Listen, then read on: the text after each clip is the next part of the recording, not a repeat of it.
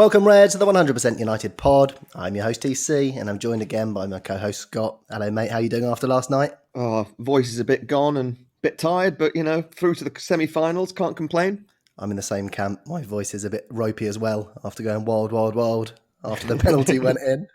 On today's show, we look back on the win over Copenhagen that fired United into the semi-final of the Europa League. We needed extra time, but got there in the end. Nice to have that game on Sunday to look forward to now, Scott. Yeah, but I mean, it's just synonymous with United playing in Europe that we never seem to make it easy for ourselves, do we? Well, in Europe, although a team might look easy, inverted commas, on paper, it's obviously, their biggest game of the season, isn't it? Copenhagen... it's the biggest game of their lives. And Copenhagen haven't been playing much recently, which I thought would play into our favour. But, they look like the fresher team, even though we rested all our boys the other day. Yeah, and another thing you don't really see on paper is the fact that most of these players are playing against Manchester United, the biggest match of their lives. They're probably going to be playing the hardest they've ever played. The teams on paper versus the team that actually comes out to play United are usually two different teams as well. Yes, and of course, throughout these last few years, we have suffered, haven't we? Because they're playing against Manchester United, but our standard of play and our players are not of the standard of Manchester United. So it makes it an even harder mountain to climb to get back right to the top. But it looks like we're going in the right direction. European semi-final to look forward to. Look, we made hard work of it, didn't we? Let's be fair. I think probably hard to watch is going to come up a couple of times. It was difficult to watch us not putting the chances away, but their goalkeeper had the game of his life, mate. This is the kind of thing I'm talking about. Their goalkeeper had the absolute game of his life, and on paper, no one had him earmarked as someone who would make 13, 14 saves or something, right? Yeah, 13 saves, the most in Europa League games since 2009. It felt like 31. It did. Look, there were some good saves, but there were some poor finishes as well. Yeah. I think we have to be fair. Although we did hit the post a couple of times, had the ball in the net as well a couple of times. Look, what do you make of the lineup? It was our strongest team, wasn't it? Of course, Brandon Williams is in at left back because Luke Shaw hasn't travelled to Germany in the playing squad. Romero started ahead of De Gea. You expected Dave to get the nod? Yeah, I was surprised at this, but he did all right, didn't he? He did all right. Got a question for you, Scott, though. Do you reckon that he will keep his place for Sunday? Or do you reckon Dave will come back in? Because often when the pressure comes on, Ollie reverts back to what he knows. And how do you see that panning out?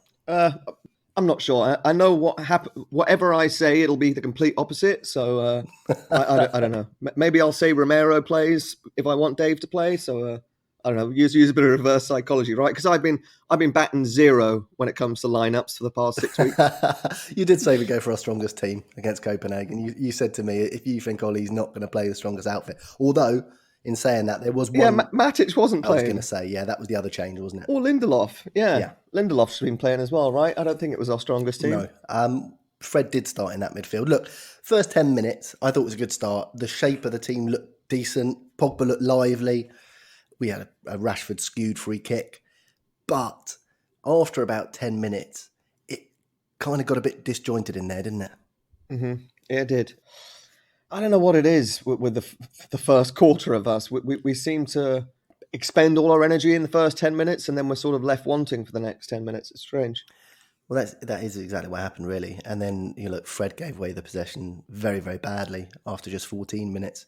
Durrami twisted Bailly inside out. Look, Bailly could have given the penalty away there. If he had gone down, it would have been given. Really good. Blocked by Harry Maguire getting back there, and then Pogba blocked a shot back in the 6-yard box. But it was worrying stuff, wasn't it? It was. We were... just looking very vulnerable defensively immediately, weren't we? Yeah, I know people saying that Copenhagen only had one shot on target. That was a shot on target, wasn't it, as well? But it's just a defender got it. If a defender heads it off the line, is that not a shot on target? Is it got to be the keeper that saves? It's stupid, isn't it? That's ridiculous, yeah. Look, we had a couple of corners that we had to defend, which we know is a bit of an Achilles heel for us sometimes. Williams headed off the line. It was going wide. And then there was absolute mayhem in our box just after with a good chance as well. We really lost our shape. And that midfield, look, Fred was dropping back into that back three, if you like. Pogba was there on his own in the middle. Bruno was up with the strikers. We've got Fred and our fullbacks on the ball all the time. I don't think we've got the team to play those tactics. I think when Matic is in there, he's intelligent enough. And we discussed it, haven't we? It's a specialist position, that holding midfield role. Matic has got the intelligence to drop into the three and marry up into the midfield. Fred kind of gets stuck one way or the other, either leaving the defence isolated or he's too far back and Pogba's isolated. Yeah, and Bailly as well. You got to remember when Matic goes back into that three, Lindelof's usually on the right as well. Yeah. And he sort of slots in a bit better. When that back three becomes Fred, Maguire and Bailly, it's a bit shaky. It is. It looked like we had a penalty, didn't it? I didn't know what was going on. It was unbelievable. Ref gave a penalty. That was a clear penalty. And then Harry Maguire was flagged offside. So it was overruled. Yeah. The drinks break came. And to be honest with you, Scott, I was thinking, thank God for that. We needed it. I was too, definitely. Yeah. I mean, good first 10 minutes and then really wayward. Bruno fired a free kick over. Rashford tried to find Anthony Martial, but really not working. And it's not working for Marcus Rashford at the moment, is it? No, it's not. But he's trying. At least you can't fault him for that. He's just a bit off the pace. We have to remember his long injury and or his big injury he had a few months ago. And yeah, it's just let's turn the page on it because obviously we want him to be part of our team. We're not slagging him off. He didn't put in the best of performances, but let's move on because he's still an integral part of our team. He is, and there's a couple of things to note. Robin van Persie had the same injury, didn't he? He fractured his back as well. And he said, although you recover from it, it's always a weak spot, even years later. Mm-hmm. And so for Rashford, he's probably feeling it. The doctors are saying, don't worry, you haven't got an injury. But when you're feeling something, and his facial expressions do sort of hint that something's not quite right as well. And maybe he is fit, but he's just thinking, what's this weird feeling in my back? And he just maybe has to have a word with Robin and just mentally get that sort of dynamism back because he's not taking his man on as much. I think a lot of it might be down to Luke Shaw not being there. Luke Shaw overlaps so well, it allows Rashford to cut in and use his weapons, his long-range shooting and cutting in and taking defenders on like that. Williams doesn't get past him the same way, does he? No, he doesn't. But they're very different players. Unfortunately, Marcus Rashford, I think, suffers from the same sort of thing Wayne Rooney does, that he thinks he's 100% fit all the time, even when he's not. Yeah. Right? So when Ole asks him, how are you feeling? Oh, yeah, boss, 100%. And Ole's nice enough and trusting enough that he probably takes his word for it. And I mean, it didn't take a rocket scientist to see that he should have been probably taken off middle of the second half last night. Yeah, he did. I mean, look, I know I said to you during the game that if we had Jadon Sancho now, it wouldn't be Mason Greenwood getting dropped. It'd be Marcus Rashford, wouldn't it? Yeah, over on the left. And you know what? That's what we need as a club. We need to have all that front three thinking, I've got to be on my top game all the time, or I'll be on the bench next time. At the moment, that front three does pick itself without even blinking. And so that's another thing that another, lethal weapon up there will do for the squad as a whole. Yeah, but I want to see, I mean, hopefully let's cross everything we have that we do get Sancho. But I want it to be those front four going into those three positions. I want it to be an amicable rivalry, right? So it's not as though he's going to come in and play or get dropped. Yeah, he's going to probably play less games, but there's going to be a lot more competition for places up there. And maybe one problem is that he is our number one choice left winger, especially now Martial's playing up top, and there's no real fear of him getting dropped. Yeah, and you're right. We do want that kind of rivalry. I mean, Fergie hardly ever dropped anyone, did he? He just rotated them. So, yeah, we want to get back to that. Look, there was a nice bit of link-up from Pogba and Bruno. Greenwood got a shot away when he had no right to at all. That guy's lethal, isn't he? Just on the edge of the box. It looks like he's got nowhere to go. They know what he's going to try and do, cut out, and he does it and just gets a shot away almost every time. My confidence is growing more and more with him, and it's already massive. So, the sky is the limit for that boy. Yeah, he's off the scale. Look, I've never seen Aaron Wan-Bissaka look so dodgy for a little period in that first half. He was run ragged at one stage. Bailly got a last-ditch tackle in again. Wan-Bissaka did get a lovely driven cross in. Tony had a chance. Rashford had a blaster from the angle. And then first half stoppage time, Mason Greenwood raced away, broke the deadlock, finishing absolutely sublimely from the angle. Unfortunately, it got hauled back for offside. It was funny though, when he went through, instantly you thought, out of the front three, Mason, Marcus or Martial, who would you have most trust in? And it is Mason already, right? It is. And I knew he was going to score that. I just didn't know how well he was going to finish it, but bloody hell. I mean, what a It was finish. blinding, wasn't it? Unbelievable. There's a couple of things to mention. That headed through ball from Marcus Rashford Yeah. was off the charts, wasn't it? It was. Unbelievable play. Yeah. And the other thing is just maybe, and I don't like to dig the guy out because I absolutely blooming love him, but Greenwood possibly should have got back on side there. He sort of sauntered back, didn't he? Yeah, it was unfortunate. It's one of those. Now we've won the game, we can look back on it. Oh, it was a bit unlucky. If we had lost the game, obviously we would have been a bit more disappointed. But Yeah. I mean, I just couldn't believe how well he finished it under pressure. I mean, with his weaker foot, apparently. Yeah. And we thought he had broken that record, didn't we? The long-standing 17 goals for a teenager, but he's got a couple of games to go, hopefully. So we'll see. He's got to work on his celebrations because these tumbles he's taken are giving me a heart attack, mate. Yeah.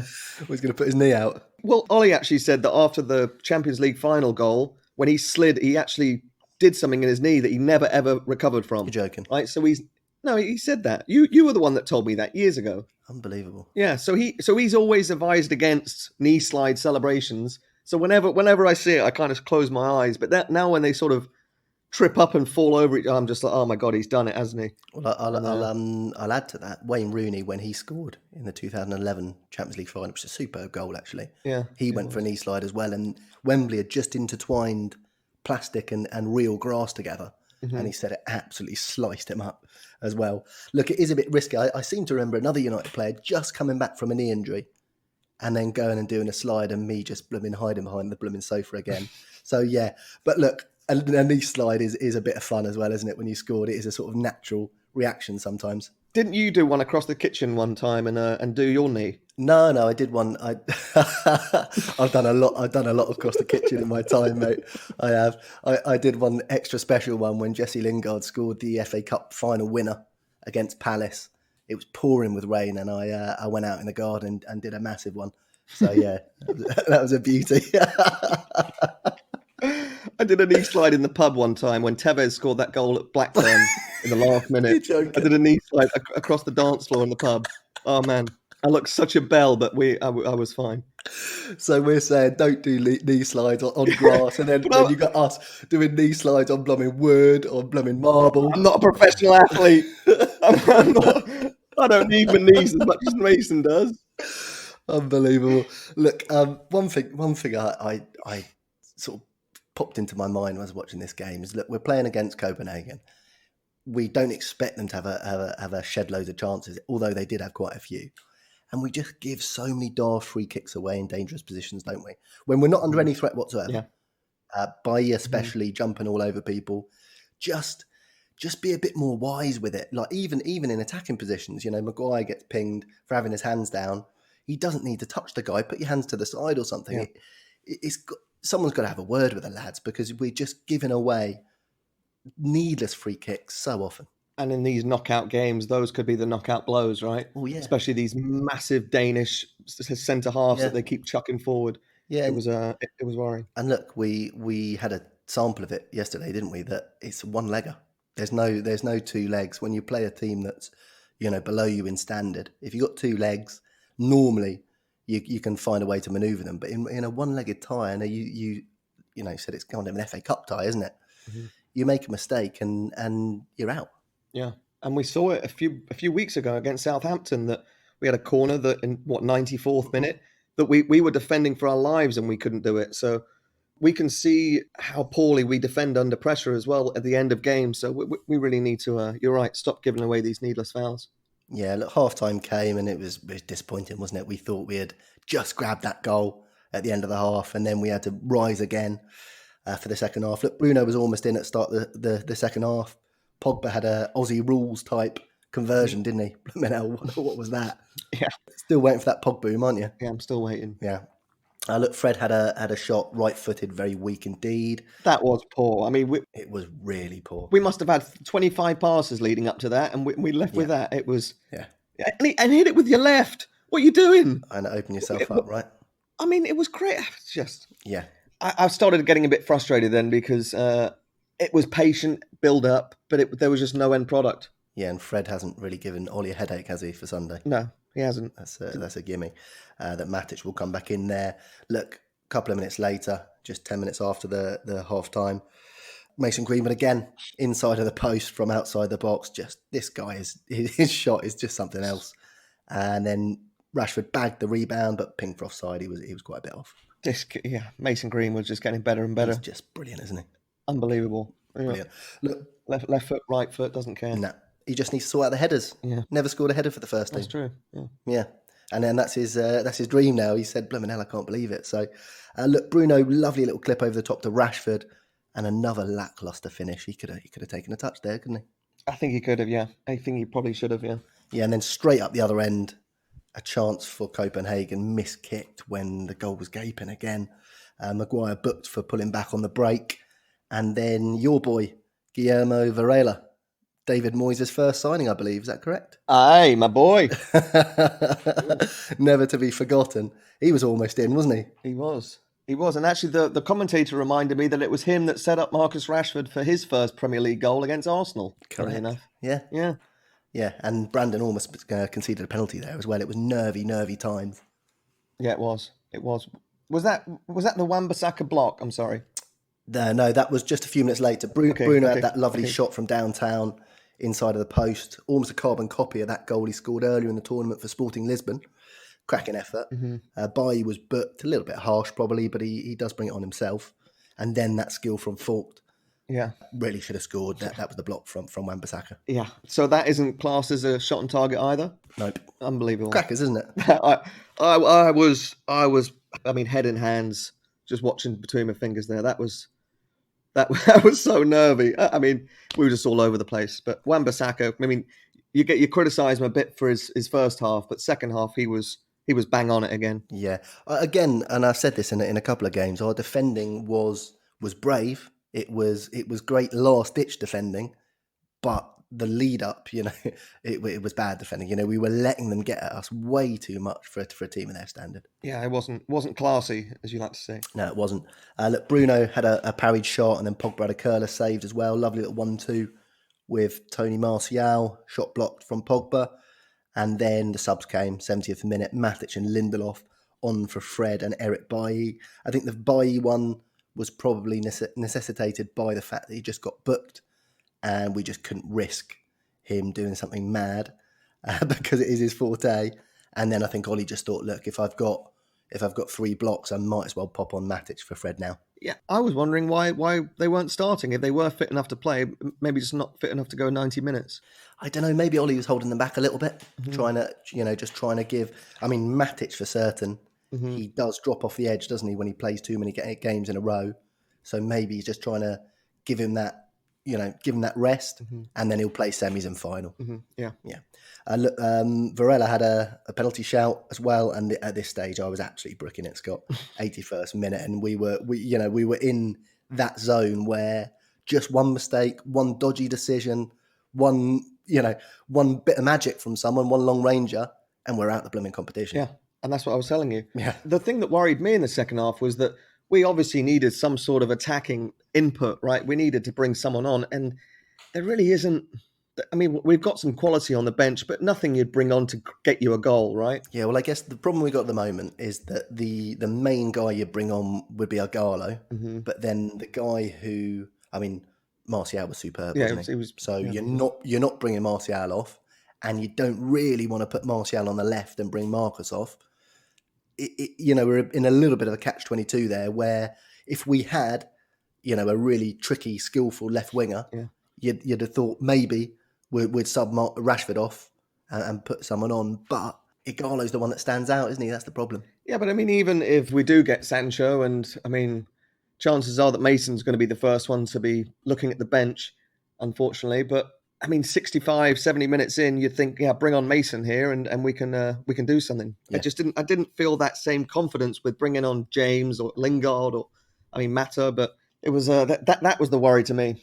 Yeah, it's something that we need to polish up on, isn't it? The use of the squad and the squad numbers as well, because we've got away with it this season, haven't we? We shored the squad by getting rid of. We got rid of Lukaku, we got rid of Sanchez, we got rid of Smalling, we got rid of Ashley Young in January as well. So that's 4 players who would be reasonable options. Ashley Young now at left back would probably be playing if he was still at the club. Yeah, probably. instead Yeah. of Brandon Williams in these games. You'd certainly bring on a Lukaku in a game like that. I'm not saying we should have kept him necessarily, but I'm just saying we can't do that again this summer. Get rid of the deadwood and not replace in the squad, because that's why, we got rid of a lot of players who would be regarded as first team players. Look, Lukaku banged another one in for Inter last night, and Smalling is being heralded around Italy. Ashley Young's playing every week. Look, I'm not saying we should have kept them. We've got away with it, but we can't do that again. We just don't have the numbers, do we? No, we don't. We don't. We need to bring in quality over quantity. Yes.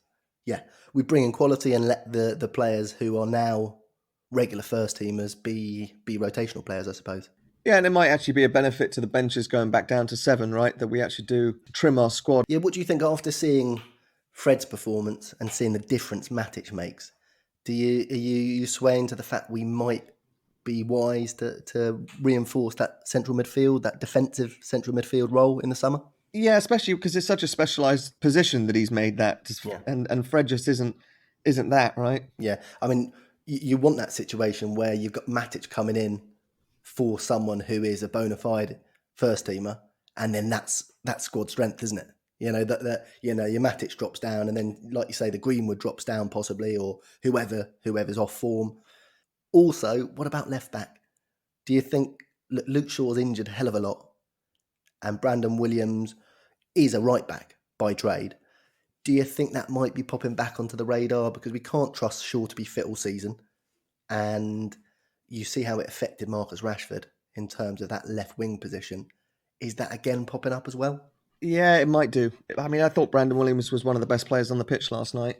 And if he needs to move over to left back permanently, then so be it. But he is just chucks himself into tackles, just gives absolutely everything to and I don't know if we can bring in anyone who has that much desire. Yeah. I'm just thinking we might need a little bit of quality in terms of that attacking. I mean, Brandon I don't know if he maybe doesn't trust his left foot to overlap that much. Mm-hmm. And also he's young, so he doesn't want to leave his post unmanned. So look, I'm just firing them out there, just things that as a squad, we, like you say, we didn't have the options, did we? We really had to go with what we had. Look, Martial had a curler saved by Johnson, and then Copenhagen had a shot over, and better teams really would have punished us at the end there. It was really nervy stuff. And then sensational run from Martial in injury time, and a great last-ditch tackle, but just brilliant from Martial. I mean, his dribbling is just outrageous. And yeah, I was half appealing for a penalty, but it was a good tackle, good last-ditch tackle. But I think maybe if Rashford would have been on his game, he would have been up there as well and given him an option. I felt like that. Maybe a frustrating thing for me as well was it didn't seem like there was anyone in the box. Yeah, a lot of the time, we had one cross across the box. Can't remember who did it, and it was just begging for someone to get on the end of it. Rashford was hanging back, and you just think, who's in the 6-yard box there? Yeah. You're right. Yeah, there was another time that Brandon went through and was past the last man, and the ball was there. There was just no one in. He had to cut back, and I think he came back and gave it to Mason. Yeah, I think it was maybe in the first half, but. We sort of, if anything, Igalo would have brought us that presence of a natural number 9, but you can't really disrupt Martial when he's playing like that. You can't. Look, late into stoppage time, Copenhagen had a shot over, and at this stage, I was absolutely bricking it. And I must say, when the whistle went for extra time, I was praying for it at times. Yeah, about 80 minutes in, I thought, God, I can't do another half an hour of this. But then 92 and a half minutes in, I was like, yeah, blow the whistle, ref. I'll take it. Yeah. So we had extra time. And look, I'm about an hour away from Cologne at the moment. And I will say, here in Germany at the moment, especially yesterday, it is sizzling hot. Is it? It really is. And it's a really heavy weather, really humid. And it just stays. I've got all the windows open at night and it's still boiling.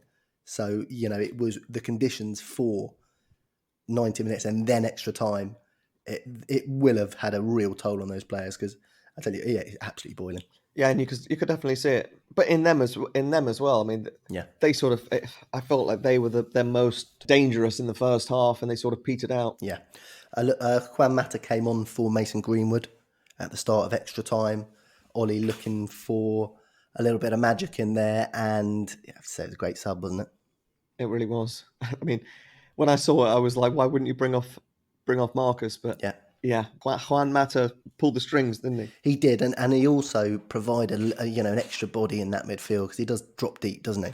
And it just then suddenly Pogba and Bruno had another option, sort of square of them rather than that front three up top, and then Bruno, Pogba, and Fred almost in a line at times. But yeah, Mata came on, looked really, really good. Martial had a shot saved. Rashford and Martial linked up. Martial from a tight angle, another save from the keeper. It was a lovely finish, actually. Almost squeezed that in. Yeah, but it was just getting closer and closer. It was. Mata threaded Tony through 1-on-1, another save, and then from the same phase of play, Mata found Tony Martial again. Penalty awarded. Bit clumsy. Would you have given it, Scott? Stone banker. Absolute stone. I mean, yeah. 100%. Come on. So, look, Bruno Fernandes stepped up. I was more nervous for this one than I was for the Leicester one. Were you? Yeah, it was. The Leicester one gave me confidence. I was pretty confident with this one. Well, we got this blooming keeper plucking it out of everywhere. Bruno stepped up. No hop. Banged it home. Left side of the goal. He's doing fantastically, varying it up now, isn't he? Hop, no hop. It really gives, because the keeper was waiting for the hop, wasn't he? I mean, what's that? 7 in a row he scored now without missing one? He's scored 18 in a row. For us, though. For us, I'm not sure. Everyone likes scoring Fernandes, don't they? And that was something that when the penalty's given now, that it's our 21st, you're like, God, it better be 100% guaranteed penalty, right? Because any of these, then again, I'm not listening to criticism from other people who are calling him Fernandes. Don't worry about that. Yeah. Well, the thing is with penalties is that there's a reason why someone takes the penalties, and that's because he's the best penalty taker. If they were so easy, then everyone would have a shot, wouldn't they? So the point is that he buries them all. So he gets more goals than another person would out of the penalties he takes, and he keeps taking them because he keeps scoring them. So, look, it's a modern day phenomenon, isn't it? That penalties are not as worth as much as another goal. So it's a load of rubbish. But yeah, superb from Bruno, ice cold. Yeah, it was funny. I was listening to I think Schmeichel was on BT Sport a few days ago, and he was talking about how he used to prepare for penalties, and he said he didn't pay attention to anything about the penalty taker. It was all about him, and it gave him a bit of control. Yeah. But the way Bruno takes his penalties, he has absolute control of the whole situation, right? Yeah. He controls his run-up. He controls when the keeper can start moving. He's just an elite penalty taker, and probably the best we've seen since, I would say, Ruud van Nistelrooy. Yeah, Ruud was superb, wasn't he? Mm-hmm. Yeah. There was Ruud and Eric where when they stepped up, I was fully confident until Ruud hit the bar against Arsenal. Then it was a bit nervy when Ruud stepped up because I wanted him to score so badly. But those two really, you had so much confidence in them. Yeah, and it was funny as well that you sort of knew where they were going to put it, but you couldn't do anything about it, right? And it's sort of the same with Bruno. He likes that bottom left corner, and it's going to go there, but he can't quite get there. Yeah, he's a confident lad, and he is the top scorer in the Europa League now with 7 goals from midfield. Brilliant stuff. Yeah, and our top scorer since January, right? Yeah, he is. Yeah, would have thought so. Yeah. Look, most of the challengers for that spot are out the competition as well. Jota at Wolves is just a couple behind, so we'll see about that. Look, Marcus Rashford went through 1-on-1. It was saved, and it's a poor finish from Rashford. I know we got flagged offside. But another chance went begging. Mata had a chance over, and then we had a load of late chances in that first half of extra time. Twice Johnson saved from Mata. Twice he saved from Bruno as well. There was a beautiful Pogba run in there to set up Mata, and then Victor Lindelof missed. I was up, Scott. I thought it was in. I mean, tell me something, though. A minute earlier when Bruno had that shot that was a fantastic save. Yeah. And Pogba got fouled in the box, and the guy got booked for it. How can the shot from outside the box be more advantage than a penalty? Mental. Yeah, it was crazy. And also, at another stage in the match, he let the play go on and then went back for one of their free kicks. So he did exactly the opposite to what he did in that situation. Yeah, it was stupid. Yeah. And you know what? Everyone's crowing about us getting so many penalties. Well, there's VAR. So they go up, they look at it on a TV and they adjudge us to have been fouled.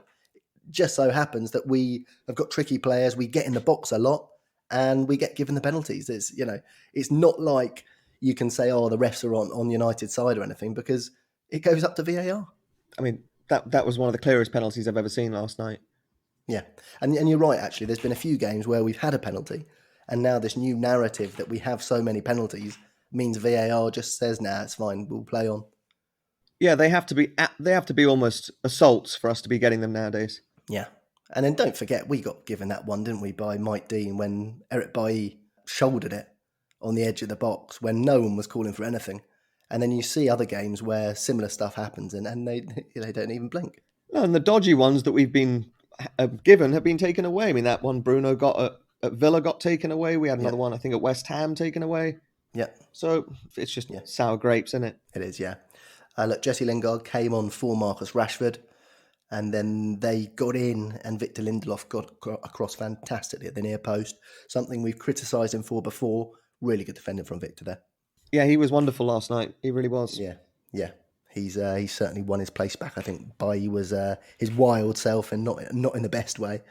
We had an old school Jesse Lingard run. I thought he was going to roll back the years there, mate, to the days when he scored that beautiful goal against Watford and whatnot. Yeah, Watford. Yeah, it reminded me of that when he was going across the halfway line. But yeah, not quite the same player anymore, is he? No. And then just before the end, we had Scott McTominay came on for Anthony Martial. Went up top, didn't he? By the looks of things. Yeah, that was a strange one, but yeah, we'll take it.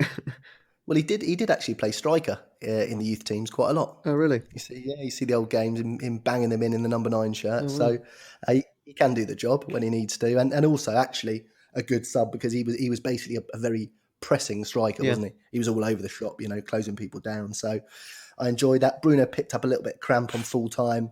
He looked fine after the game though, so I think nothing to worry about there. I mean, 120 minutes in the heat, you'd get cramp too.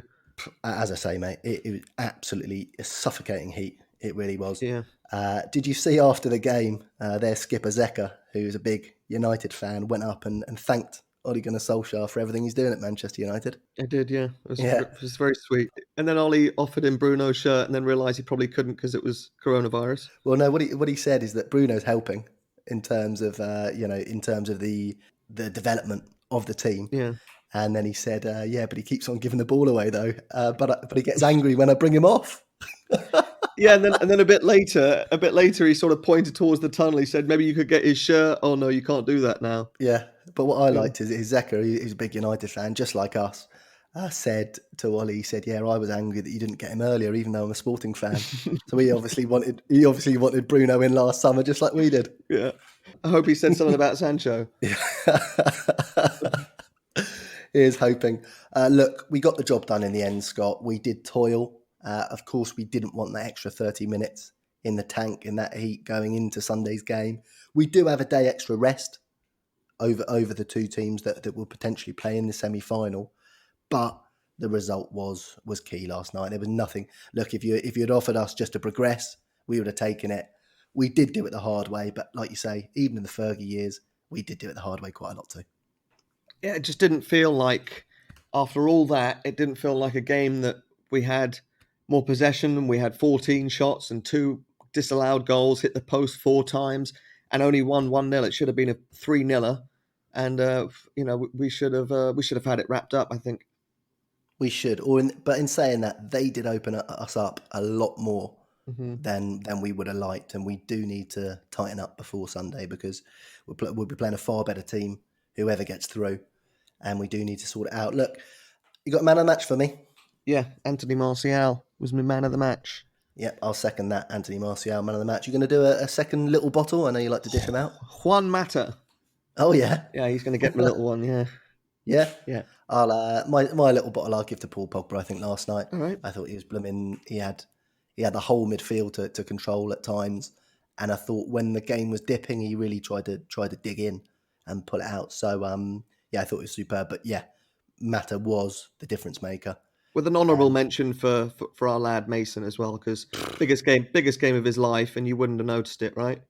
No, you wouldn't. Yeah. You wouldn't at all. And you think he might be getting a new number, Scott? Yeah, I do. I would give him the number 7, TC. Yeah? Yeah. Not 11? No. I mean, I'd give him anything he wants, but I'd give him the number 7. Yeah? Yeah, I do. I think he's come up the ranks. He deserves a piece of our history, our heritage, which is our number 7, although the number 11 is obviously shrouded in history as well. Yeah. I would love it to see. I mean, I would even do you a full kit if you got. Although you just can't buy the cut print short numbers. Last time I tried to do a full kit was with Zlatan. I got mismatched numbers. They made me look all right, Pratt. Yeah, full kit does suit you because you are a. Oh, no, I won't say that. Ruined it. No, mate. Look, you're right. The number 11. I mean, a lot of people don't realise George Best wore the number 11 a hell of a lot of times for United. He wore, back then people wore shirts due to the position. So when he was over on the right, he'd wear 7. When he was over on the left, he'd wear 11. So you've obviously got Ryan Giggs as well. The 11 is the sort of, the gold standard winger shirt at United, if you like. The number 7 is the gold standard talisman shirt. So if Jadon Sancho is snagged, then the number 11 would suit him well as well. I know he's worn it in the past. And you know what? With the number 7 shirt, if you said to me who could carry that burden, or someone who wouldn't even think it was a burden, I think it would be Mason Greenwood as well. Yeah, I completely agree with you. I think it's something as well that maybe should be earned and not given. Maybe that's a problem we've had.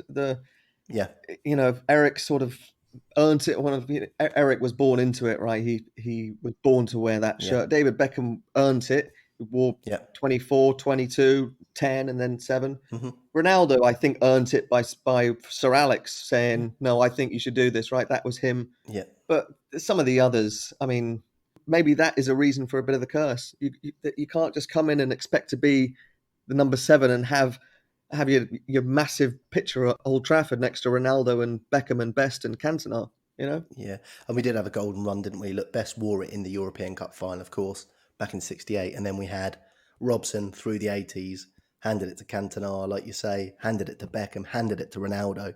That was 4 of the very best players that played at United in a row wearing that 7 shirt. And then, as we discussed on the last pod, we gave it to a few people who didn't deserve it. Yeah.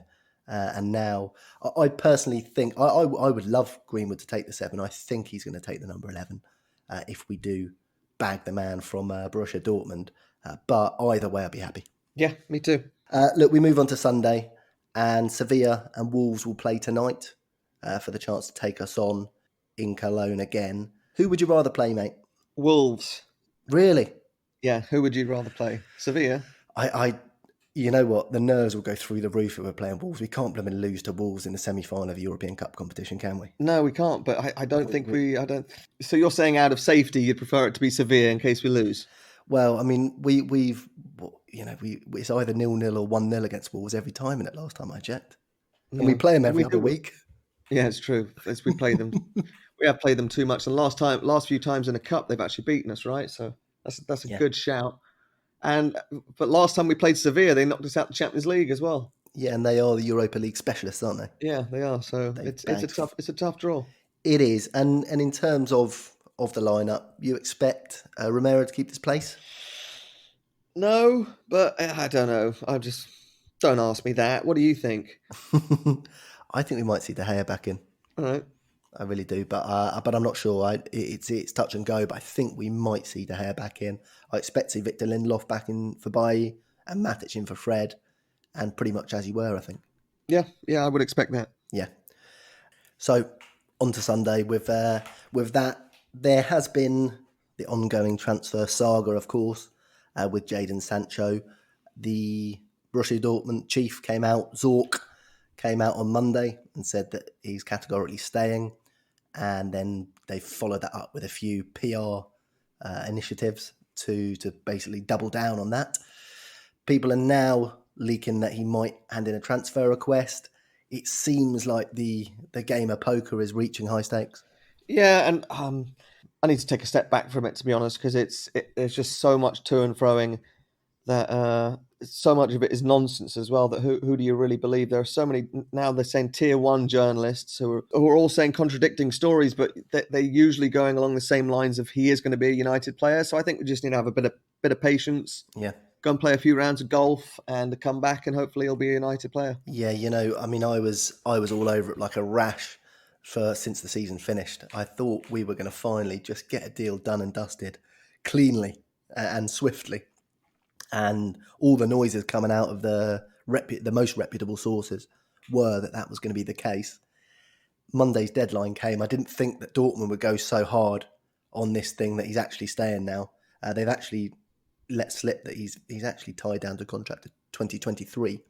They extended it last year. So that is the one thing that, they're trying to sort of push the ball, into their favour by saying, look, he's not, because we were thinking next summer, if they keep him, they're going to have to sell him for a cut price fee with one year left on his contract. But that's not going to be the case. That's the only thing that caught me by surprise a little bit. In terms of the transfer, I still think it's going to happen. I still think that we want him enough, but it does seem that Dortmund are really playing hardball now. Yeah, but I think Woodward's playing hardball as well. I think that they gave him this August 10th deadline, and he thinks, to hell with it, to hell with that.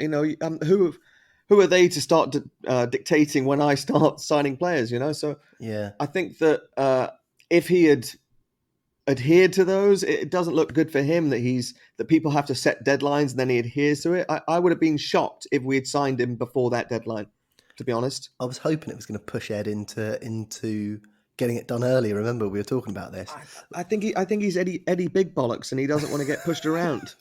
Yeah. Well, actually, this is the one other rumour that I didn't like the taste of either, is that apparently the deal was pretty much agreed, and then Woodward came back in with a counter offer and said, actually, we'll change it, which we've heard before, haven't we, in previous transfers from Woodward. Yeah, that is Woodward's MO.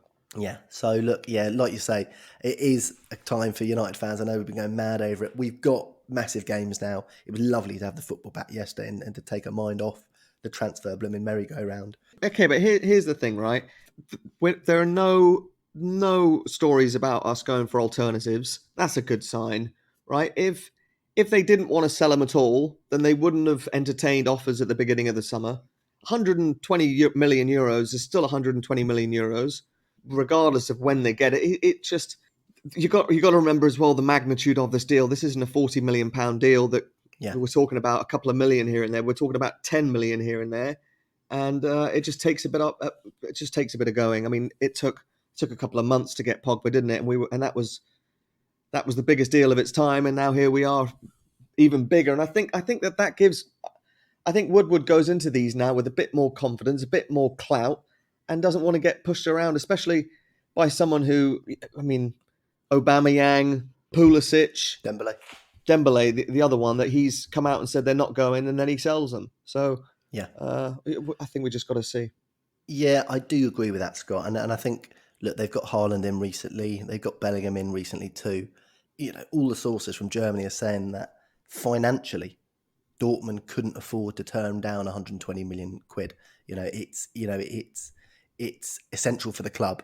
So when they put it like that, I thought, well, so therefore they couldn't financially turn down 115 million either, or 110. You know what I'm saying? If it's a financial necessity, that it's not going to be exactly on 120 where that necessity comes. Basically, they need somewhere in the ballpark of 100 million to be financially, stable, effectively, if that's the case. So that was one thing I thought, well, if that is true, then we're maybe right to try and play hardball from our side and try and get a bit cheaper. Because if we can, fantastic. Look, the season doesn't start tomorrow, but I don't think we can afford to mess this one up. Look, it would be such a massive signing in terms of stature, in terms of a statement for United, and it would just complete that front line, wouldn't it? And you're forgetting the fact that if he doesn't come to us, he's probably going to go to one of our rivals, and that will make it twice as bad. Yeah. This is something we can't let it go now. We really can't. No, we can't. But as well, you've got to think that the pandemic has affected our finances, right? So, I mean, maybe you wait till you release the new home shirt, you get a big windfall of cash coming in, and then you can maybe afford to put a bit more money in the deal. A lot of things like that are factors that we don't necessarily think about. Yeah, well, the old spreadsheet will have been helped by Sanchez leaving the club, of course, those monster wages. Mm-hmm. It seems like Chris Smalling could still be on his way out. Inter Milan are willing to match our valuation by the looks of things. Conte liked the look of Smalling, likes his attitude. Can you see that one happening? Possibly Inter are getting a bit of a collection of ex-United players, aren't they? Yeah, I think it could. I think he's, as I say, I think 20 million euros is worth more to Ollie than Chris Smalling is anymore. Yeah, and it does look like Inter will potentially be waiting for us in the final if we can manoeuvre Sunday, because they're going to have a relatively, I don't want to say easy, but a favourable tie in the semi. Yeah, Shakhtar or Basel, yeah. Exactly. So that's going to be a nervy night if we can get there, isn't it? One interesting thing is, so the semi-final, we are categorised as the away team, and given that Sevilla play in white and red and Wolves play in orange, we might be seeing our new away kit. You know what, I was thinking that, Scott, and then I had a look, and Sevilla's kit this season is really just white. It's just white, okay. I had a look at their so can't see that happening. And we've definitely worn red against Wolves before, haven't we? Have we? So yeah, we have worn red against Wolves, yeah. Okay. Although UEFA are a lot more strict on kit rules than other associations are, so it's possible that they will demand that we do. I think if we can, we'll keep wearing our home and then release the away before the next season. I have to say, we looked pretty good last night in the red, black and black. Yeah, and from a distance, that kit does look nice, doesn't it? Yeah.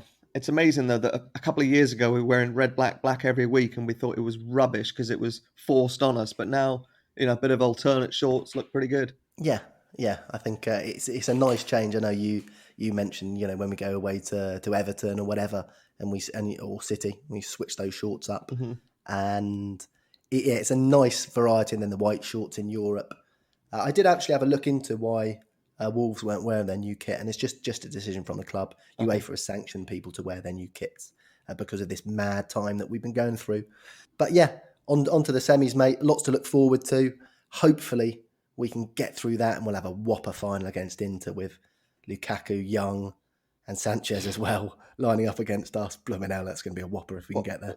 Well, they say Sanchez strained his calf or his thigh last night, so he might be a doubt, but yeah, it's definitely a worrying one. Hopefully Sevilla against Wolves tonight will go 120 minutes. A couple of sendings off, couple of injuries, and we'll be all right. Well, it's still scorching here, so they're gonna have a hard night of it, and they're gonna have one day less rest. So yeah, on to the semis, mate. Yeah, and hopefully these knockout one-tie Europa League games will be a good test of the pressure that the Champions League brings next season. Yeah, I mean they're high stakes, aren't they? It does add a lot to it. What do you think? Do you think? I know UEFA are never going to do it because of the money generated by two-legged ties. What do you think of this knockout thing? It is quite exciting, isn't it? It is, but it'd be impossible, right? Because you'd have to pick neutral places, and I like it. It's like watching United play in a World Cup. And you are right, Scott. It is a litmus test, because if you look back, we struggled against Norwich, didn't we? And that went to extra time in a knockout competition. We obviously bombed to Chelsea at Wembley. When we had the chance to go into third against Southampton, we didn't make it happen. We missed another opportunity as well. When we had it just waiting for us, went out in the League Cup semi-final. So going into this semi now, it's a real good test of the progression of this team. We've manoeuvred matches like Leicester. We got it done. And hopefully we turn that corner and we can just instill a bit of confidence in ourselves, the players in themselves, in these games. Yeah, but you touched upon something there that sort of goes under the radar, that we've reached the semi-finals in every cup competition we've played in this season. Yep. And no other team's done that. Liverpool, the only team out of the top 6 to beat us this season in the league, and or top 5, something like that, to beat us in the league this season. So these are a few things that are sort of going unnoticed and are really positive signs. And Harry Maguire's played more games than anyone in Europe this season. Everyone combined, by the look of it. Poor guy, he needs a rest, doesn't he? Oh, yeah. But you know what? One last thing. I know people are saying, look, we're playing so many games this season, but let's not forget, we did have a blooming massive break. We it's true. 90 days off in the middle of the season. Yeah. Everyone's saying, and look, if we have to go into next season, all these players have had 90 days where they're just keeping their fitness up at home, hopefully. Oh, for 90% of them, it would have been longer than any break they've ever got in football. Exactly. So when you think about it, if we do, we're going to apparently have 30 days rest wherever we finish in the Europa League before the start of next season. So we'll start the league a little bit later. But yeah, we've had a massive rest. Everyone's had a massive rest, and for little niggles and whatnot, that 90 days has got to help. I mean, I think it helped Nemanja Matic almost extend his career, didn't it? So yeah, that's something not to forget either. Yeah, and one other thing not to forget is now that we've sold Sanchez and you're seeing all these things like, oh, it cost them 14 million a goal and 16 million an assist and blah, blah, blah per game he played. I hate how they are all like together, right? Like if it was 10 million a goal or whatever, then we wouldn't have paid him any wages and he'd been playing for free and it would have been such a bad deal, right? So all of those comparisons to me really wound me up. Yeah, you can spin something whichever way you want, really, can't you? If you go down that road. But yeah, lots to look forward to anyway, mate. Absolutely. Thanks for joining us again, everyone. New listeners, remember to subscribe to the 100% United pod. Available on Spotify, Apple Podcasts, Pandora, and all the other podcast platforms too. Follow our Instagram at United100podcast. We'll be back on Friday with build up and transfer news too. Until then, thanks for joining me again, Scott. Thank you, TC. Take care. Cheerio, Reds. Ta-ra.